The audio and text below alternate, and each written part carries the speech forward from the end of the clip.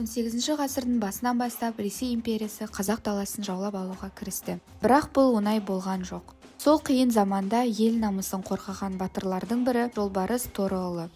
Жолбарыс Торыұлы 1785 жылы қазіргі Батыс Қазақстан облысы Бөрлі ауданы Бақтаарал жерінде дүниеге келген. Ол кіші жүздің Жетіру бірлестігіне кіретін Тарақты Табын руынан шыққан. Батырдың атасы Бекболат Жайық қалмақтарына қарсы соғыста аты шыққан батыр болған. Бекболаттан Торы туған.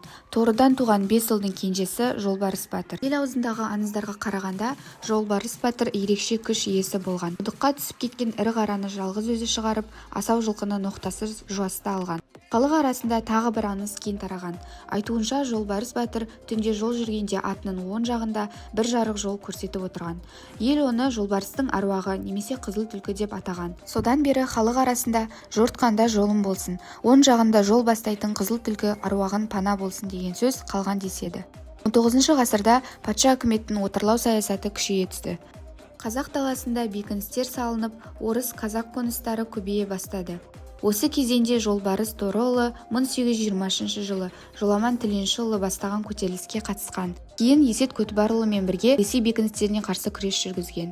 Жолбарыс батыр жайлы деректер Қазақстан Республикасының орталық мемлекеттік архивінде сақталған. Архив құжаттарында оның батыр әрі старшын болғаны жайлы айтылады. Батырдың ерлігі патша әкімшілігі тарапынан да назардан тыс қалмаған.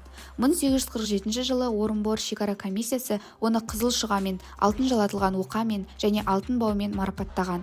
Ал 1854 жылы Анна лентасының күміс медалін ұсынған. Жолбарыс Торыұлы тек жауға шапқан батыр ғана емес, елінің тыныштығы мен амандығы үшін Орынбор әскери губернаторымен дипломатиялық байланыс орнатқан тарихи тұлға болған. Соңғы жылдары Жолбарыс Торыұлының өмірі мен ерлігі ғылыми тұрғыда зерттеле бастады. Батыр туралы деректер оның тікелей ұрпақтарының зерттеулерінде, тарихшы ғалым Арман Ахметовтың мұрағат материалдарында көрініс тапқан. Батырдың ұрпақтары ата-баба мұрасын сақтап келеді.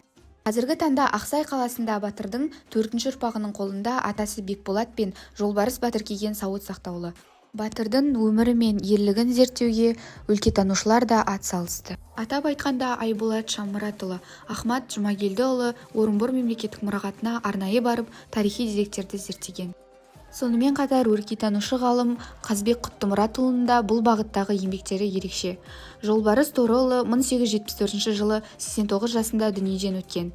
Батырдың мәңгілік мекені қазіргі Кентөбек ауылдық округіне қарасты Түйеші көлінің жағасы маңында орналасқан. Бүгінде батырдың ерлігі мен өмір жолы ұрпақ жадында сақталып, ғылыми зерттеулер мен тарихи еңбектер арқылы кеңінен насихатталуда. Жолбарыс батырдың өмірі мен ерлігі туралы түсірілген деректі фильмдер де бар. Батырдың рухы мен ерлігі келер ұрпаққа үлгі болып, халқымыздың тарихында мәңгі сақталады.